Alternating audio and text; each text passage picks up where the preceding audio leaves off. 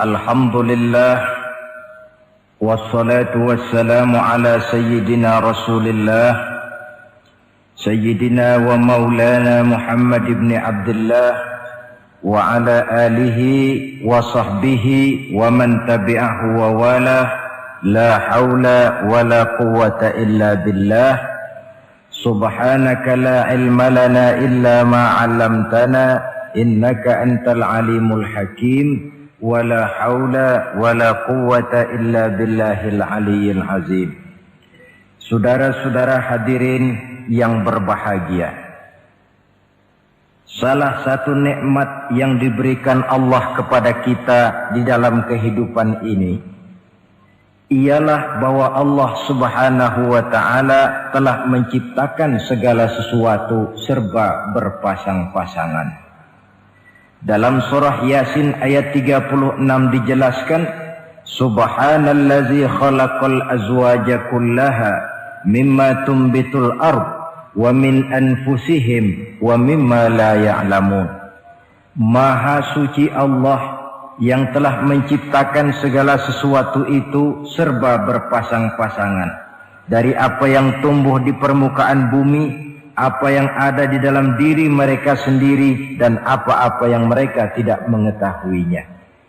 Demikianlah kita lihat siang berhadapan dengan malam, benar berhadapan dengan salah, dan laki-laki berhadapan dengan perempuan. Setelah Allah menciptakan segala sesuatu itu serba berpasang-pasangan, maka Allah menetapkan aturan permainan yang mengatur seluruh kehidupan makhluk yang serba berpasang-pasangan itu. Kita tentu maklum, apapun saja yang kita lakukan dan kita perbuat tanpa ada aturan akan berakhir dengan kekacauan. Cobalah kita bikin satu sekolah, buka satu sekolah, tidak usah pakai aturan, tentu kacau. Bikin organisasi tanpa memakai aturan, tentu kacau. Demikian daripada kehidupan ini, kalau tanpa ada aturan, tentu kekacauan yang akan timbul. Allah pencipta manusia. Allah tahu benar kemampuan maksimal manusia. Oleh sebab itu, aturan permainan yang diturunkan Allah tentu sesuai benar untuk manusia. Satu contoh kecil, pabrik mobil di Jerman bikin mobil namanya Mercy. Seiring dengan itu dia keluarkan buku petunjuknya. Mobil ini namanya Mercy, kecepatan maksimal sekian ratus kilometer per jam, daya angkut maksimal sekian ratus kilogram. Kalau rusak memperbaikinya begini, onderdilnya pun ini. Karena pabriknya yang membuat mobil, lalu pabriknya pula yang mengeluarkan buku petunjuk, sudah tentu buku petunjuk itu sesuai benar dengan mobilnya. Dan tidak bisa kita punya mobil Mercy rusak, lalu kita perbaiki dengan menggunakan buku petunjuk yang dikeluarkan oleh pabrik mobil Toyota misalnya. Jelas mobil bukan tambah baik, malah makin hancur tidak karu-karuan.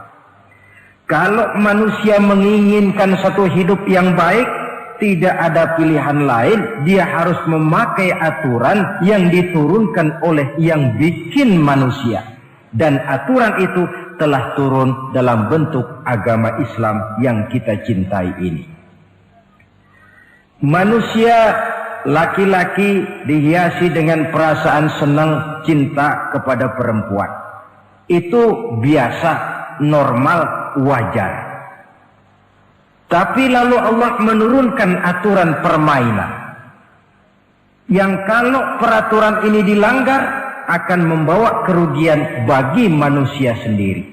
Bahwa laki-laki senang sama perempuan itu normal. Agama membuat aturan silahkan senang, tetapi lewat satu pintu yang disebut nikah. Kalau peraturan ini diabaikan, yang rugi tentu manusia sendiri. Misalnya PLN keluarkan pengumuman, nanti malam mulai jam 6 sampai subuh listrik se-Jakarta mati total. Kita ingat, ini nanti malam saya giliran ronda. Pagi-pagi sudah kita siap beli batu baterai, masukkan ke dalam baterai. Dari sejak kita beli sampai sore itu baterai kita soroti terus. Tentu setelah sore soak batu baterai itu. Datang malam berangkat kita ronda, kalau disoroti lagi kan baterainya sudah nggak terang lagi, sudah soak. Sebab apa? Belum waktunya sudah disoroti terus. Sekarang kalau ada orang belum masuk pintu pernikahan, nafsu seksualnya diobral terus. Itu kan sama juga belum datang malam baterainya sudah disoroti terus. Nanti masuk pernikahan soak. Berhadapan dengan istrinya barangkali sudah nggak bisa apa-apa, cuma nyengir saja. Yang rugi manusia sendiri. Itulah sebabnya Allah lalu mengatur bahwa laki senang sama perempuan lewat satu pintu yang disebut dengan nikah. Maka pada pertemuan kali ini kita akan bicara tentang nikah dalam Islam. Saya bagi kepada 3 masalah pokok saja. Pertama, pengertian dan kedudukan nikah menurut Islam. Yang kedua, motivasi pernikahan. Karena apa orang itu seharusnya melakukan nikah. Dan yang ketiga, membina rumah tangga bahagia menurut contoh Rasulullah Sallallahu Alaihi Wasallam. Hadirin yang saya hormati, kita mulai dengan yang pertama, pengertian nikah. Dalam kehidupan sehari-hari ada 2 kata yang sering kita gunakan, kawin dan nikah. Kalimat kawin kelihatannya dipergunakan oleh semua makhluk hidup.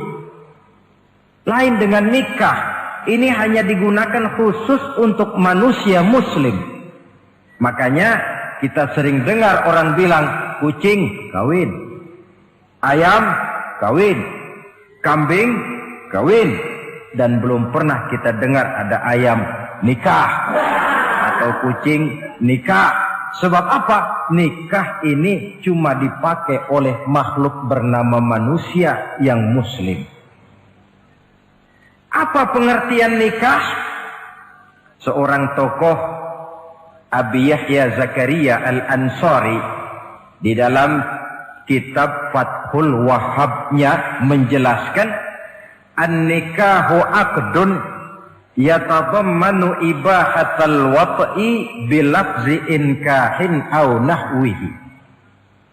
Nikah adalah akad, yaitu ijab dan qabul, yang akad ini menjamin dibolehkannya pergaulan bebas antara laki-laki dan perempuan. Jadi kalau sementara anak muda kita beranggapan bagaimana Islam ini kolot, masa laki-laki tidak boleh bergaul dengan perempuan, itu anggapan salah. Islam bukan saja tidak melarang, malah menganjurkan laki-laki bergaul dengan perempuan sebebas-bebasnya, sepanjang pergaulan itu bisa dipertanggungjawabkan, baik menurut hukum negara, lebih-lebih menurut hukum agama. Coba orang kalau sudah akad, sudah ijab qabul, ada saksi, ada wali, selesai itu dia masuk ke dalam kamar berdua, bergaul di situ sebebas-bebasnya, itu saya kira 100% halal. Tidak perlu lagi orang curiga, tidak perlu lagi sembunyi-sembunyi. Kenapa? Ini bentuk pergaulan yang bisa dipertanggungjawabkan. Kalau tidak, dengan dalih new morality, kebudayaan modern, lalu melakukan yang disebut free love, free sex, common living, hidup bersama tanpa nikah alias kumpul kebo. Dan saya kira itu kebo cuma mewakili saja. Artinya begitulah kalau binatang itu kumpul, sebab kumpul kucing pun saya kira begitu, kumpul ayam pun begitu. Kebo cuma mewakili binatang dalam kalimat itu.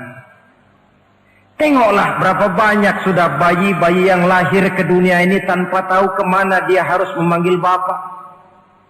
Berapa banyak gadis-gadis bergelimpangan jadi korban dari orang-orang yang tidak bertanggung jawab. Itu semua merupakan ironi. Maka menjauhkan manusia dari aturan agama pada hakikatnya sama dengan usaha membinatangkan manusia. Bahkan kalau manusia sudah jauh dari aturan agama, sanggup berbuat lebih buas daripada binatang. Kita tahu yang namanya bajing itu makanannya cuma kelapa. Tapi bajingan itu bukan cuma kelapa, kabel telepon doyan kok bajingan itu. Jauh lebih buas daripada yang namanya binatang. Maka agama ini mengatur agar manusia sebagai makhluk yang mulia hidup secara mulia. Jangan manusia kita ini, binatang saja. Kalau saudara ada yang punya kucing di rumah, saudara taruh di depannya, saudara sendiri yang langsung kasih ikan di piring, kasih kucing. Aduh, dia akan makan dengan tenang, nikmat, lahap, tidak nengok kiri, tengok kanan. Kenapa? Dia yakin betul yang dia makan itu sudah resmi, sah. Sebab apa? Tuan rumah yang kasih. Tapi kalau si kucing ngambil sendiri di dapur, mencuri dia, setelah dapat dia bawa lari, makan pun tidak tenang. Kenapa? Mesti nengok kiri, nengok kanan. Rupanya instingnya pun bekerja. Ini bukan hak saya mencuri. Saudara-saudara, tengok orang yang sudah terlibat dalam pergaulan suami istri yang sah. Itu kan nggak perlu tengok kanan, tengok kiri, nggak perlu takut-takut. Kenapa? Sudah sah. Tapi kalau yang bukan istrinya, wah itu sudah seperti kucing nyolong ikan, tengok kiri, tengok kanan, tidak pernah mengalami ketenangan. Itu selintas pengertian nikah. Lalu bagaimana kedudukan nikah menurut Islam? Ternyata nikah dalam pandangan Islam tidak cuma sekedar untuk memenuhi kebutuhan biologis manusia. Tidak cuma sekedar untuk memperkembangbiakkan keturunan. Tidak cuma sekedar untuk mendapat ketenangan hidup.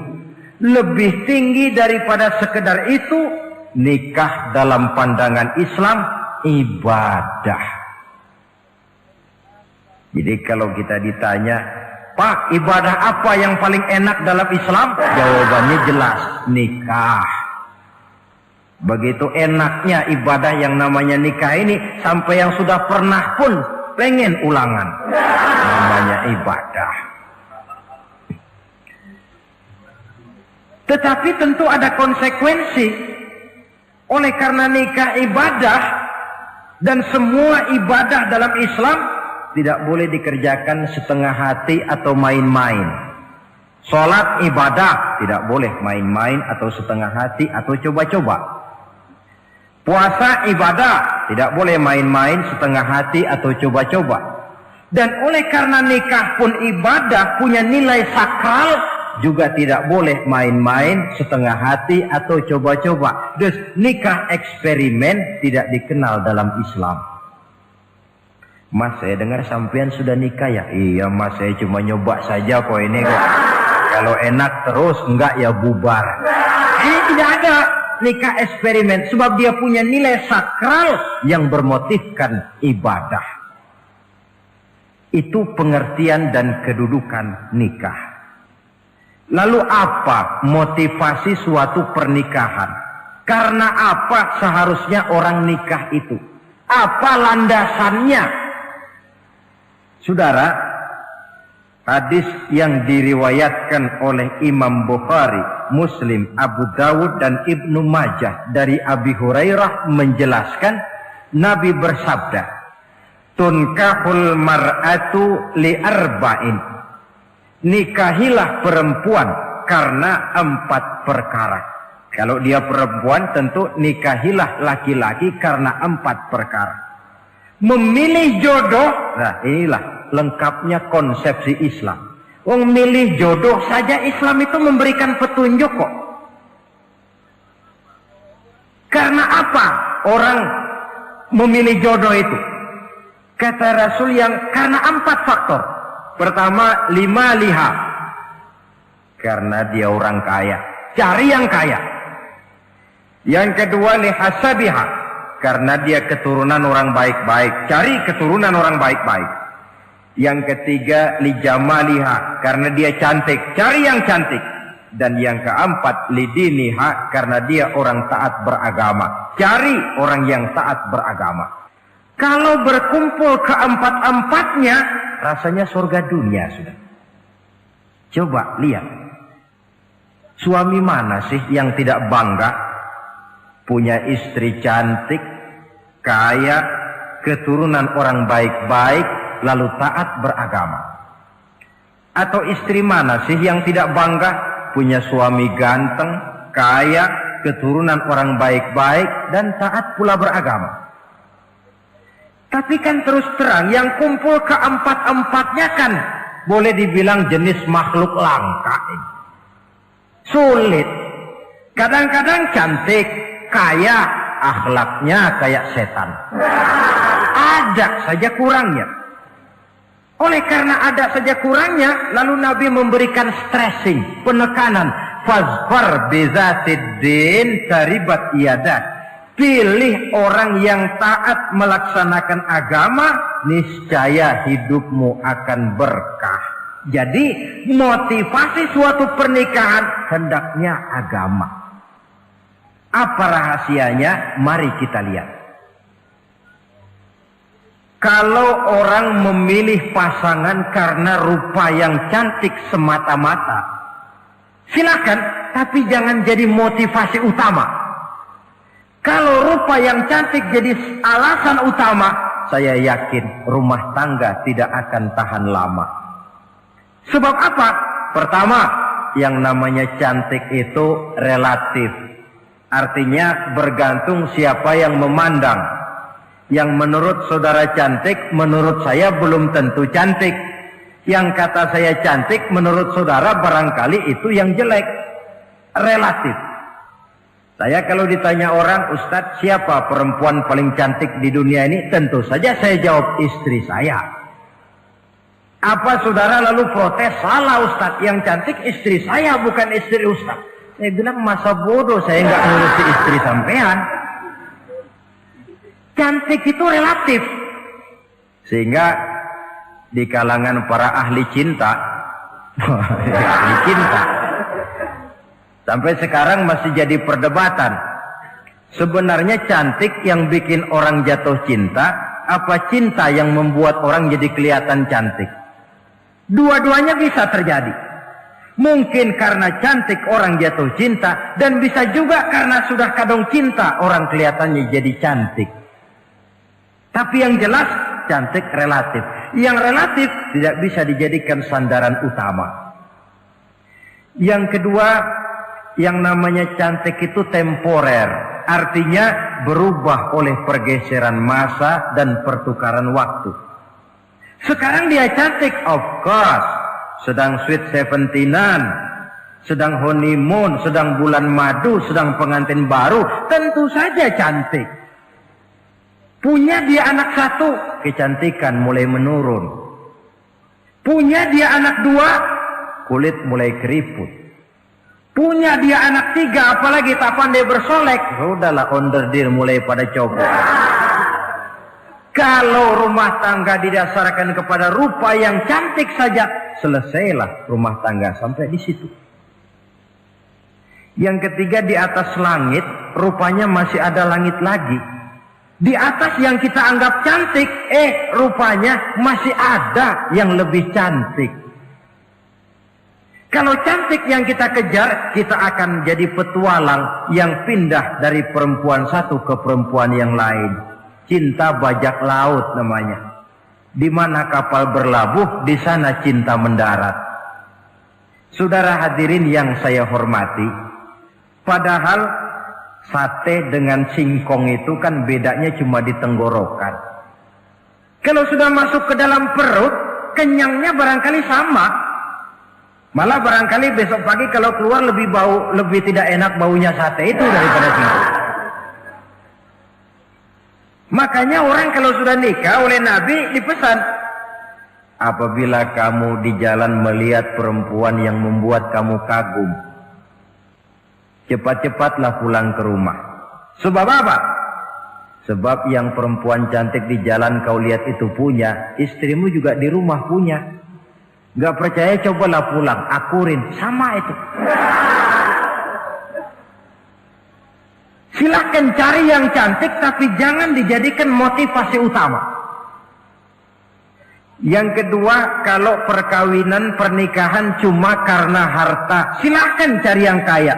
Tapi kan harta itu, kata Imamul Ghazali, al-mal zillun zail. Harta bagaikan bayangan. Sore di sebelah barat, tengah hari di tengah, sore pindah ke sebelah timur. Hari ini dia kaya, besok dia bangkrut. Roda itu berputar. Kalau harta dijadikan pilihan utama, boleh jadi dalam hidup berumah tangga ada pepatah, ada uang abang disayang, tidak ada uang abang melayang. Artinya pun rumah tangga tidak akan tahan lama. Yang ketiga, kalau karena keturunan, persilahkan cari keturunan yang baik-baik. Namun toh pada akhirnya orang diajarkan bahwa kita ini mau besar atau tidak bukan dengan jalan menyempeng kepada kebesaran orang lain, tetapi ditentukan oleh kepribadian kita sendiri. Sekarang kalau karena agama, Nabi berikan penekanan fazfar bidzatid din taribat yadak. Pilih orang yang taat beragama, niscaya hidupmu akan beruntung. Apa rahasianya? Tidak lain rumah tangga Rasulullah Sallallahu Alaihi Wasallam. Yang ini artinya kita sudah masuk kepada bagian ketiga, bagaimana membina rumah tangga bahagia menurut contoh baginda Nabi. Saudara, bagaimana sih rumah tangga Rasul itu?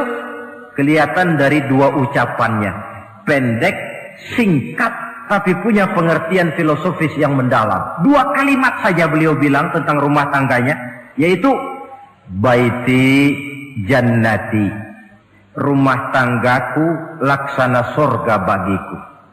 Bayangkan, kalau seorang suami sudah mampu berkata macam begitu, bahagia hidupnya. Ini barangkali tantangan buat kita semua. Mampukah kita di rumah tangga berkata semacam perkataan beliau tadi? Baiti jannati, rumah tanggaku laksana surga bagiku. Padahal dari sejarah kita baca, Rasul itu rumahnya kecil. Tidurnya di atas pelepah daun korma, sampai berbekas di pipinya. Sarapan paginya seteguk zam-zam, sepotong roti, kadang-kadang 3 butir korma. Tempat tidurnya bukan alga spring bed atau Dunlop pillow macam kita punya. Di rumahnya tidak ada mebel spaghetti model yang lagi ngetop-ngetopnya. Entar di tengah rumah macam itu, beliau sanggup berkata, baiti jannati. Kenapa kita yang hidup di zaman di mana fasilitas mestinya lebih menunjang, kok malah banyak yang berkata sebaliknya? Baiti nari, rumah tanggaku laksana neraka bagiku. Padahal dilihat dari segi materi, rumahnya bertingkat, mobilnya serba berkilat, uangnya banyak berlipat-lipat, istri pun cantik memikat, kadangkala boleh jadi jumlahnya 4. Tapi tiap hari kiamat. Kenapa ini? Marilah kita lihat. Ternyata rumah tangga Rasul itu motivasinya tidak lain agama.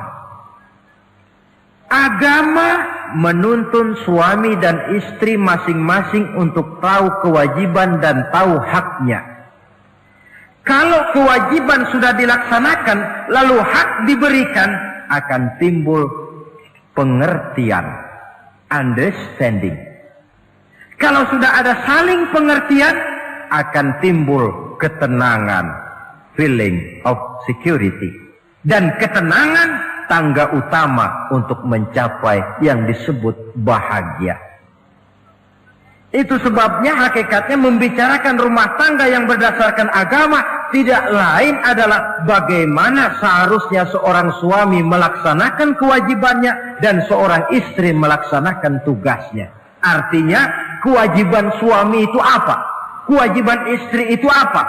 Kewajiban istri hak suami, kewajiban suami hak untuk istrinya menurut tuntunan dan tuntutan agama. Saudara hadirin, menurut hadis riwayat Abu Dawud dari Muawiyah bin Haidah, satu hari Rasul ditanya, "Ya Rasul, apa sih hak istri-istri kami ini? Artinya kewajiban kami sebagai suami ini apa?" Rasul menjawab, pertama, anta ta'amaha iza ta'imta. Kau beri istrimu makan sebagaimana engkau makan. Kewajiban. Tetapi seorang istri pun, kalau sudah diberikan nafkah oleh suaminya untuk mengatur makanan, dia harus pandai mengaturnya dengan sebaik-baiknya. Menu yang teratur, gizi yang lengkap, dan saya kira yang namanya 4 sehat 5 sempurna itu kan tidak berarti bahwa hidup ini harus serba mewah, tidak. Yang penting ada variasi sehingga tidak merangsang suami untuk makan di luar. Jangan misalnya tahu suaminya senang jengkol lalu tiap hari saja jengkol. Itu kan bisa kejengkolan suami. Dengan demikian, masalah yang kelihatannya sepele tetapi yang sebenarnya bisa menjaga keharmonisan atau malah keretakan rumah tangga harus kita perhatikan dengan sebaik-baiknya. Suami memberikan nafkah, dari jumlah itu 60% lari ke kredit, 40% lari ke dapur. Tentu pada akhirnya sang suami akan merasa curiga, padahal barangkali istrinya pun berniat baik, cuma hanya tidak ada keterbukaan di dalam mengurus masalah-masalah yang berhubungan dengan dapur. Inilah kewajiban yang pertama dari seorang suami, kewajiban yang menyangkut masalah pangan. Lalu yang kedua, wa taksuwaha izak tasaita. Engkau beri istrimu pakaian sebagaimana engkau berpakaian. Suami yang adil, pakaian yang dia pakai sama harganya dengan yang dibelikan untuk istrinya. Kecuali tentu kalau istrinya ridho. Zalim seorang suami, jikalau untuk dia misalnya dia beli pakaian yang mahal-mahal, jasnya dia pakai Switzerland wool, sarungnya Samarinda. Kalau dia pakai sepatu, belilah sepatunya. Sementara istrinya cuma pakai kain belacu saja. Kenapa mesti begitu? Sebab, saudara hadirin, istri kita sebenarnya adalah bagian daripada hidup kita. Baik dia dilihat orang, baik juga kita disebut orang. Jelek dia dipandang orang, tentu jelek juga nama kita disebut orang. Apalagi hidup bermasyarakat, kadang-kadang mulut usil itu kan sudah banyak macam ragamnya. Itu siapa sih perempuan yang jalan? Kenapa? Itu pakaian yang tidak dipakai sih tidak mahal, cuma pakaiannya serasi, pantas, enak dilihat. Oh, terang saja dia kan istrinya si Miun. Nah, Miun yang sedang tidur barangkali tidak tahu apa-apa mendapat sebutan baik. Cobalah kalau istri kita semaunya saja, orang akan bilang, ah itu perempuan, kenapa? Saya gerah ngelihatnya. Mau ke pasar cuma pakai kutang saja. Tentu suami pun akan mendapat sebutan yang tidak baik. Cuma sang istri kalau sudah dibelikan pakaian oleh suami, termasuk alat-alat kecantikan di dalamnya, pakaian itu tentu dipakai niat pertama adalah untuk menyenangkan hati suami. Seorang istri yang memakai bedak untuk menyenangkan suami, misalnya tiap polesan bedak ada pahalanya. Dia pakai lipstik untuk menyenangkan hati suaminya, tiap goresan lipstik ada pahalanya, bernilai ibadah. Ini kewajiban yang kedua. Yang ketiga, wala tadribil wajha. Kalau marah, jangan memukul muka. Maksudnya apa ini? Kewajiban memberikan perlindungan. Sehingga si istri merasa ada tempat dia mengadu. Ada tempat dia melarikan persoalan. Ada tempat dia bergantung. Kalau marah jangan memukul muka. Dan memukul itu pun upaya terakhir. Kalau tidak bisa dengan kata yang lemah lembut, agak sedikit keras katanya. Kalau dengan kata yang keras tidak juga bisa pisah tempat tidur. Kalau memang tidak bisa juga dengan pukulan yang tujuannya bukan untuk menyakiti, tetapi untuk mendidik. Allah tadribal wajha. Kalau marah jangan memukul muka. Dan memukul pun bukan jalan pertama, tapi upaya terakhir dengan tujuan bukan untuk menyakiti, tapi untuk mendidik sang istri. Kewajiban untuk memberikan perlindungan. Yang keempat, wala tuqabbih. Jangan memburuk-burukan istrinya. Kewajiban menjaga nama baik. Sebab apa? Dalam satu bahasa yang indah, Al-Quran menjelaskan bahwa suami istri itu laksana pakaian.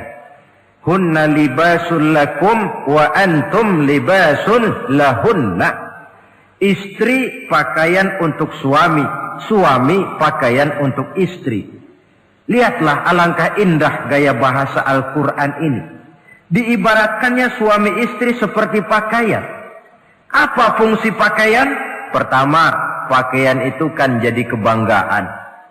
Saya bangga memakai baju seperti ini. Saudara bangga memakai baju yang saudara pakai. Artinya, seorang suami harus berusaha menjadi suami kebanggaan istri. Dan seorang istri pun harus berusaha menjadi istri yang dibanggakan oleh suaminya. Jangan yang malah kemudian disesali. Itu kan kalau sudah marah orang kadang-kadang ucapannya nggak terkontrol. Istri marah sama suami, bang, nyesel gue punya hati kemarin. Sudah hilang lagi kebanggaan. Kalau kebanggaan hilang, wibawa pun hilang. Kalau wibawa sudah hilang, maka rumah tangga sudah sulit untuk dipertahankan. Yang kedua, yang namanya pakaian itu kan menutup aurat. Itu tujuan pakaian yang terpenting. Artinya di sini, kalau seorang istri mempunyai kekurangan, suamilah yang menutupi. Kalau seorang suami mempunyai kekurangan, istri juga harus berusaha menutupi. Jangan kekurangan suami diceritakan di pasar umum. Atau kekurangan istri dibuka di mana-mana. Itu namanya suami istri tidak berfungsi sebagai pakaian, malah justru saling membuka aurat masing-masing. Inilah kadang-kadang penyakit ini. Kadang-kadang yang namanya perempuan dari rumah itu berangkat ngaji katanya. Sampai di pengajian apa? Suaminya diakur-akurin. Bayu bagaimana suami? Wah, suami saya payah. Dipayahkannya suaminya di mana-mana. Atau aib dan kekurangan istri diceritakan di mana-mana. Orang bertanya, gimana mas istrinya? Oh, nggak maju. Loh, kenapa istrimu kan cantik? Iya, soal cantik sih iya, tapi tidurnya kok ngiler ini. Nah, ini kan nggak perlu yang macam begini ini. Tidak bisa menjaga apa yang disebut security informasi. Fungsi pakaian sebagai suami istri tidak berjalan di dalamnya. Saling menjaga kehormatan diri. Ini yang keempat. Yang kelima, wala tahjur illa fil bait. Jangan berpisah dari istri kecuali di rumah. Maksudnya begini. Kalau satu hari seorang istri suami marah kepada istrinya, tidak usah istri itu disuruh pulang ke rumah orang tuanya, ke rumah mertua lalu diusir, tidak. Cukup pisah tempat tidur saja. Ini maknanya wala tahjur illa fil baiti. Umpamanya, dek malam ini saya sedang tidak enak pikiran, kau tidur di kamar belakang lah, saya kamar depan. Cukup pisah tempat tidur saja, tidak perlu istri dipulangkan ke rumah orang tuanya. Nanti umpamanya tengah malam turun hujan, udara dingin, pikiran berubah, berasa perlu, kan tinggal manggil. Tidak jauh secara psikologis ajaran semacam ini bisa kita terima. Saudara hadirin yang saya hormati, ini pada prinsipnya kewajiban seorang suami. Kewajiban yang menyangkut masalah pangan, sandang, perlindungan, memelihara kehormatan dan menjaga ketenangan di rumah tangga dengan menyelesaikan persoalan di rumah tangga itu secara intern. Jangan belum apa-apa sudah mertua diundang, orang tua dibon. Persoalan belum tentu selesai tapi masalah sudah meluas. Cobalah kita selesaikan intern dulu. Kalau kemudian ternyata dianggap perlu mengundang orang tua, mertua, keluarga, baru kita upayakan ke arah itu. Ini kewajiban suami dan ini merupakan hak istri. Lalu bagaimana kewajiban istri sekarang ini? Istri kewajibannya merupakan hak untuk suami. Saudara, dari hadis yang diriwayatkan Imam Ibnu Majah dari Ali bin Yazid dari Abi Umamah, Nabi bersabda, "Mastafadal mu'minu ba'da taqwallahi azza wa jalla khairan lahu min zaujatin salihah." Bagi seorang mukmin, sesudah dia mempunyai sifat takwa kepada Allah, tidak ada yang lebih membawa manfaat selain daripada istri yang salihah. Istri salihah itu yang bagaimana? Yang hidup mampu melaksanakan kewajibannya. Apa kewajibannya? Kata Nabi, pertama, in amaroha ata'athu. Kalau diperintah, dia taat. Kewajiban istri yang pertama, taat kepada suaminya.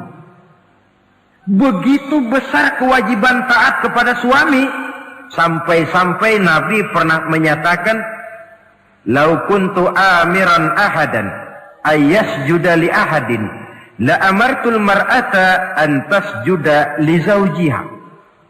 Kalau saja boleh, kata Nabi, aku memerintahkan manusia sujud kepada sesama manusia, tentu aku perintahkan istri untuk sujud kepada suaminya. Untung saja sujud kepada manusia tidak boleh. Kalau boleh, istri itu disuruh sujud kepada suami.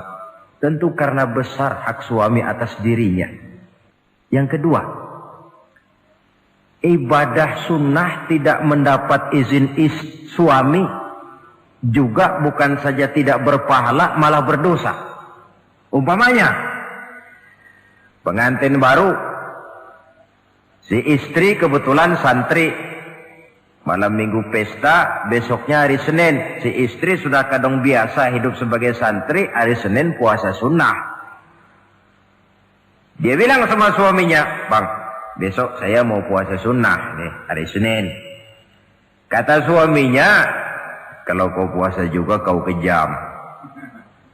Lalu kau puasa aku disuruh ngapain?" Tidak diizinkan oleh suami, dia puasa juga.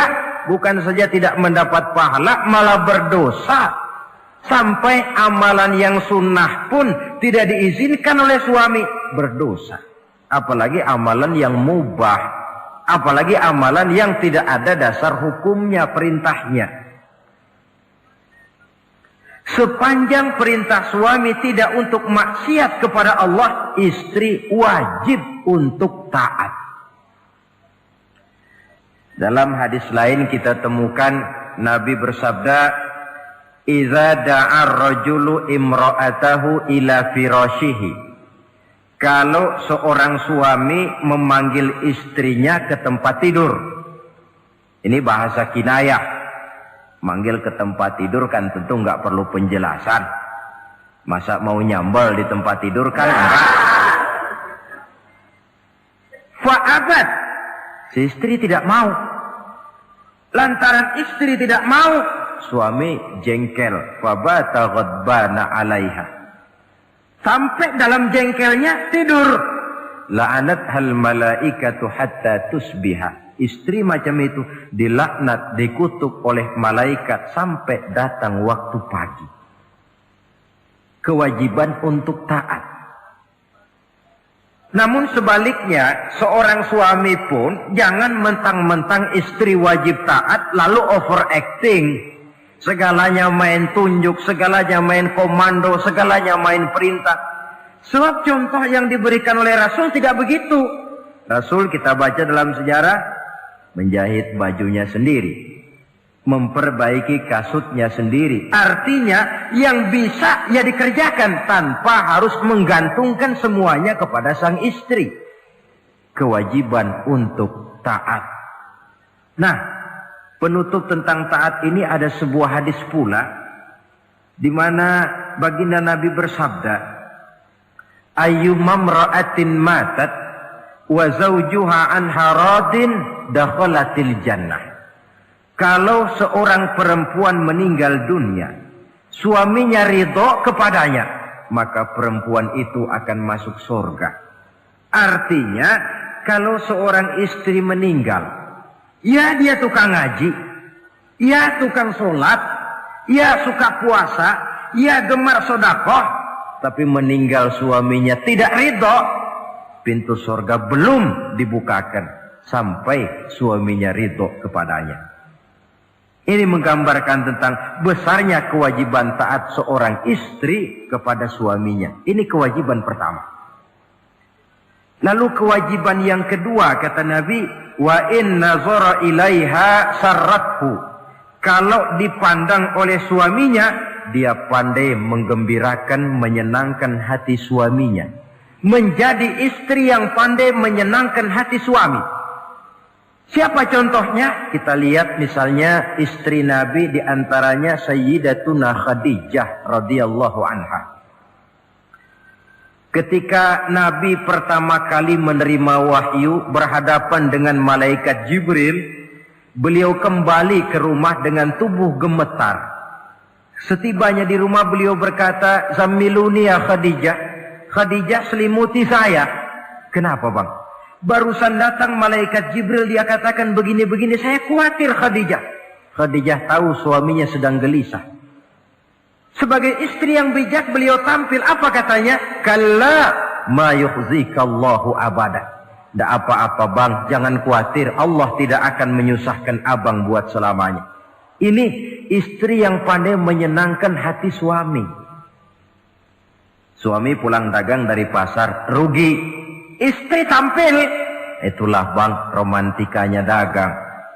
Masa selamanya saja, untung sekali-sekali lah rugi. Si suami kan tidak terlalu pusing kepalanya. Jangan sudah di pasar rugi, sampai rumah istri pidato, peletar-peletor macam petasan. Dasar suami goblok, dagang saja rugi. Sudahlah di pasar rugi, sampai ke rumah digoblok-goblokin. Itu nanti suami kan bisa kena penyakit yang disebut broken home. Penyakit nggak betah di rumah. Seorang istri kalau suami sudah kena penyakit tidak betah di rumah, itu mesti siap-siap mental untuk dimadu. Nah, jadi kalau tidak dimadu bagaimana? Berusaha bikin betah suami di rumah. Suami pulang kantor jam 2, setengah 2 dandan, kalau perlu setel habis. Kalau perlu, kelihatan suami akan datang, bukakan pintu, sambut dengan senyum. Apalagi kalau senyumnya Pepsodent. Saya kira suami bagaimanapun lelahnya, peras keringat, banting tulang, pulang mencari nafkah, kalau kembali di rumah disambut dengan senyum, hilang capeknya. Tapi bayangkan, sudahlah di kantor capek, peras keringat, banting tulang, sampai pula di rumah yang nyambut cuka sama kukusan. Sudah asem, monyong. Suami mana yang kerasan tinggal di rumah? Menjadi istri yang pandai menggembirakan, menyenangkan hati suaminya. Bahkan diizinkan bohong untuk menyenangkan hati suami. Umpamanya, suami kebetulan habis objeknya gol. Karena ingin menyenangkan istri, mampir di pasar beli kain batik. Si suami tidak tahu bagaimana kain batik yang bagus, beli saja sembarangan. Sudah kainnya kasar, warnanya norak, harganya yang mestinya murah jadi mahal. Dibawa pakaian itu pula. Istri lihat dan tahu kalau ini batik jelek, norak, kasar, harganya pun murah. Tapi dia ingin menyenangkan hati suaminya. Suaminya tanya, bagaimana dek kain batik ini? Waduh bang, bagus betul kain ini. Pinter bener abang milih warna ini. Emang yang kayak begini ini bang, coba lihat tetangga kita mana ada yang pakai kain kayak begini. Ya memang gak ada, jelek. Suami senang tentu. Lalu kain itu oleh istrinya, ngaji dipakai, keundangan dipakai, tidur dipakai, masak dipakai, nyuci pun dipakai. Suami makin bangga, wah kain yang saya beliin dipakai terus ini. Lain pula istrinya, dalam hati dia berpikir, biarin deh gue pakai terus biar cepat hancur, nggak ada urusan. Coba kalau waktu itu si istri jujur, dasar laki goblok, beli kain kayak begini, sono pulangin. Nah, mungkin suami yang sudah payah-payah mau menyenangkan hati istrinya malah berbalik pikirannya. Saudara hadirin, ini kelihatannya penting untuk menjaga suasana keharmonisan di dalam kehidupan berumah tangga. Begitu pula pengertian seorang suami. Rasul pernah pulang dari masjid agak larut malam, rupanya banyak orang bertanya. Ketuk pintu, Assalamualaikum. Sampai 3 kali tidak dibukakan pintu. Rupanya Aisyah lelap benar tidurnya. Rasul sadar beliau pulang kemalaman. Dan tahu istrinya capek bekerja di waktu siang. Asyraful anbiya wal mursalin ini menghormati istrinya. Salam 3 kali tak dibukakan pintu, bukan marah, malah gelar sorban di depan pintu. Di situ beliau tidur. Tengah malam Aisyah mau sholat, buka pintu, terkejut lihat suaminya tidur di depan pintu. Dibangunkan, begitu dibangunkan Rasul lebih dahulu berkata, Aisyah, maafkan saya pulang terlambat memang sebab banyak yang bertanya di masjid. Sudahlah tidur di depan pintu, begitu dibukakan, beliau dulu yang minta maaf. Sulit jadi suami semacam ini. Yang enak kalau sudah nggak dibukain pintu, istri kepulesan, lalu sekali buka pintu, kan yang enak kita tunjuk jidatnya, lo tidur kayak tembok ya. Saudara hadirin, menjadi istri yang pandai menyenangkan hati suaminya. Sebab tidak ada seorang suami bisa sukses, baik di medan tugas, di masyarakat, di kantor, di toko, di tempat manapun, kalau tidak ditunjang oleh peran serta dari para istrinya. Karena itulah perempuan walaupun peranannya tidak begitu kelihatan, sebenarnya sangat menentukan. Seorang suami yang jujur, polos, lugu, sederhana, sanggup menjadi koruptor ulung karena didorong-dorong oleh istrinya. Merangsang ketamakan suami. Istri dibakar oleh tetangganya. Bang, kenapa? Kau kan di kantor kepala bagian. Lalu, tangga kita pegawai kecil saja bang, tapi coba lihat istrinya kalau pakai gelang kayak pelek beca bang gelangnya. Kau kepala bagian gak bisa beliin saya macam gitu, kepala bagian goblok. Lalu bagaimana bu, gaji saya kan sudah jelas segitu. Iya, kamu kan kepala bagian. Apaan kayak di kantor sabet. Kalau sudah main sabet-sabetan begini, sudah merangsang suami untuk berbuat yang tidak baik. Kecil, tidak begitu kelihatan, tapi sangat menentukan. Istri yang soleh, yang bisa melaksanakan kewajibannya, yaitu pandai menyenangkan hati suaminya. Ini kewajiban istri yang kedua. Yang ketiga, wa in aqsama alaihi abarrathu. Kalau suami memberikan sesuatu, dia pandai berbakti. menjadi istri yang pandai bersyukur kepada suami. Kita ingat ketika pulang Mi'raj kan Rasul bercerita, saya dalam perjalanan itu diperlihatkan neraka, kata Rasul. Saya lihat kok isinya kok lebih banyak perempuan daripada laki-laki. Nah, sahabat heran, ya Rasul, lebih banyak perempuan? Iya. Apa mereka tidak sholat? Sholat. Apa mereka tidak pernah hadir di majelis taklim? Oh, rajinan dia sama suaminya. Ada apa? Tidak pernah baca Quran? Rajin. Lalu kenapa kok isinya kebagian besar perempuan? Rasul menjawab, hunna yakfurnal asir. Mereka umumnya tidak pandai bersyukur kepada suaminya. Hujan panas setahun dibalas dengan hujan sehari. Kalau suaminya sedikit salah sudah kehilangan pertimbangan, tertutup seluruh kebaikannya. Yang kelihatan cuma salahnya saja. Maka sebaiknya di dalam hidup berumah tangga, baik suami maupun istri itu masing-masing sedia timbangan. Kalau satu saat suami salah, istri ambil timbangan. Timbang, suami saya salahnya ini, jasanya ini. Bertahun-tahun dia hidup mencari nafkah buat saya, membelikan pakaian untuk saya, mencarikan makan untuk saya. Salahnya ini. Timbang, mana lebih banyak salahnya atau benarnya? Dengan demikian kita akan bisa menghasilkan keputusan objektif. Giliran istri yang salah, suami yang ambil timbangan, ukur mana lebih banyak baiknya atau salahnya. Kalau tiap kita masing-masing punya timbangan, insya Allah nilai-nilai objektif dari suatu pertimbangan akan bisa kita temukan dalam mengambil keputusan. Istri yang pandai berbakti membalas budi daripada suaminya. Kewajiban yang keempat dari seorang istri, wa in ghaba anhu nasahathu fi nafsiha wa malihi.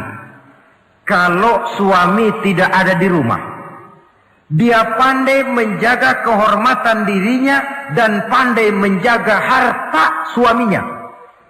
Tidak mencari kesempatan dalam kesempitan. Suami lembur, istri ngompreng. Dan pandai menjaga harta suaminya. Nah, coba lihat. Kalau seorang suami ada uang di kantongnya 100 rupiah. Ada tukang minta pengemis, istri ambilkan saja tanpa izin suaminya uang di kantong suami 100. Dia sedekahkan. Niatnya tentu baik. Si istri dapat dosa, si suami dapat pahala. Perbuatan sedekahnya itu betul, tapi mengambil uang tanpa izin suami itu yang salah. Dan ternyata salah itu lebih besar daripada pahala yang dia lakukan lantaran bersedekah itu. Kalau ini terwujud, maka suasana saling mempercayai akan tumbuh. Kalau sudah saling mempercayai, rasanya akan terwujud kedamaian dan ketenangan. Suami meninggalkan rumah dengan perasaan tenang, istri pun melepas suami dengan perasaan damai, tanpa was-was, tanpa curiga, dan sebagainya. Dan ini modal yang paling utama mewujudkan saling kepercayaan dalam membina hidup bahagia. Saudara, jadi dengan demikian kewajiban suami dan kewajiban istri yang merupakan bagian tidak terpisahkan dari bagaimana membina rumah tangga berdasarkan tuntunan agama merupakan hal yang dicontohkan oleh Nabi kita Muhammad sallallahu alaihi wasallam. Dengan satu kesimpulan, rumah tangga Nabi bahagia karena rumah tangga itu disinari oleh ajaran-ajaran agama. Sehingga timbul saling pengertian membawa kepada ketenangan, dan ketenangan sesungguhnya tangga utama mencapai rumah tangga bahagia. Tanpa materi orang memang sulit untuk bahagia. Tapi materi semata-mata bukan merupakan jaminan bahwa orang akan hidup bahagia. Banyak isak tangis berbunyi di rumah-rumah mewah, dan banyak sendak gurau, tawa dan canda, tawa lerai di rumah-rumah sederhana. Artinya suka dan duka, sedih dan gembira, susah dan bahagia bisa ada di gubuk reot dan bisa juga ada di rumah mewah. Ternyata bukan harta semata-mata yang menopang dan menjamin hidup itu akan bahagia. tapi satu rumah tangga yang dipancari oleh sinar agama di bawah naungan